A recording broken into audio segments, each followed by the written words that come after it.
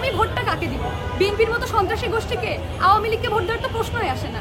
জামাতের মতো একটা মানে নারী বিরোধী, গণ আন্দোলন বিরোধী, মুক্তিযুদ্ধ বিরোধী একটা সংগঠনকে আমি ভোট দিব, তাকেও ভোট দেওয়া সম্ভব না।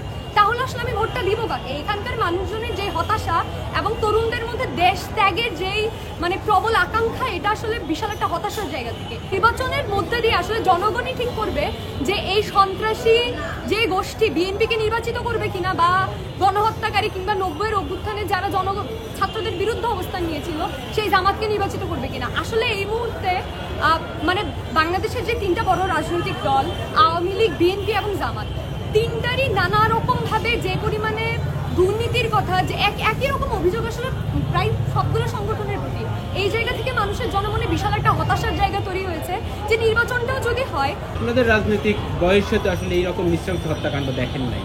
যে অভিযোগগুলো আসলে দখলদারিত্ব, চাঁদাবাজি, সেটাও তো আসলে মিথ্যা না। সেটা তো 5 আগস্টের পরে থেকেই আমরা হাট, মাঠ, ঘাট, বাজার সব কিছু দখল হতে দেখেছি।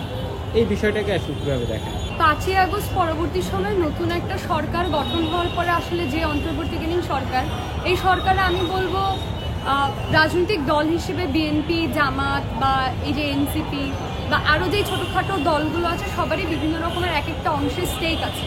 তো এটার মধ্যে দিয়ে 5ই আগস্ট পরবর্তী সময় আমরা দেখলাম আওয়ামী লীগ যেসব জায়গায় মানে প্রত্যেকটা অফিস, আদালত, প্রত্যেকটা এলাকায় টেন্ডার, চাঁদার যে ব্যাপারগুলো আগে আওয়ামী লীগ করতো, এই জায়গাগুলো মানে ক্ষমতা নির্বাচনের পরবর্তীতে যে ক্ষমতার পালাবদল হয়, মানে 5 বছর যদি আওয়ামী লীগ থাকে 5 বছর তারা খায়, 5 বছর বিএনপি খায়, এইভাবে খালি ক্ষমতার পালাবদলটা হয়।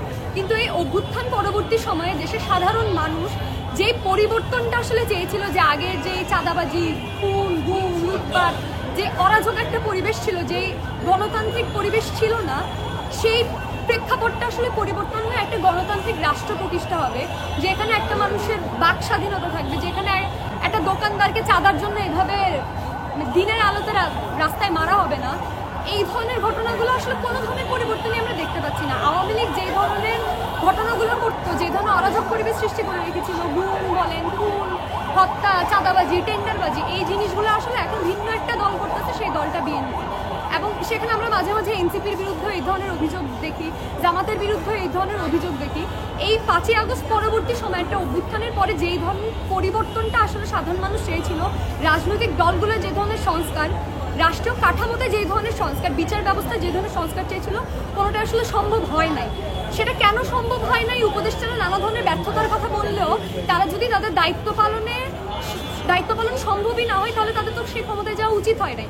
স্বরাষ্ট্র উপদেষ্টা জাহাঙ্গীর যে এই মুহূর্তে ক্ষমতায় আছে, সারা দেশে যেই হারে ছিনতাইয়ের ঘটনা, ধর্ষণের ঘটনা, যেই হারে চাঁদাবাজি, টেন্ডারবাজির ঘটনাগুলো ঘটতেছে, এইগুলোর দায় নিয়ে আসলে অন্তর্বর্তীকালীন সরকারকে দ্রুততম সময় নির্বাচন দিয়ে চলে যাওয়া উচিত।